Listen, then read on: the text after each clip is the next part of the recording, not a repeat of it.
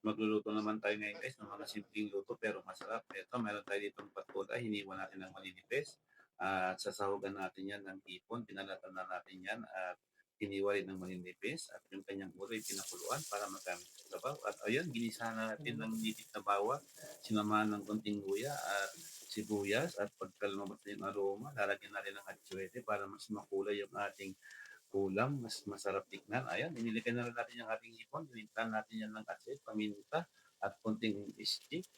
Ito yung mga ulam na napakasimple pero napakasarap at madaling ihanda. Ayan, ilalagay na rin natin yung ating patola at titimplan natin ng konting paminta ayon din naman sa inyong panlasa. At ayan, halu-haluin lang natin. Pagka na-cook na, ilalagay na natin yung ating pinagpakuloan ng ulo ng hipon at nagdagdag na rin tayo ng kumukulong sabaw dito guys. At ayan, ilalagay na rin natin yung ating noodles. Ayan, luto na guys. Meron na tayong masarap na ulam. Tara, tayo kumain.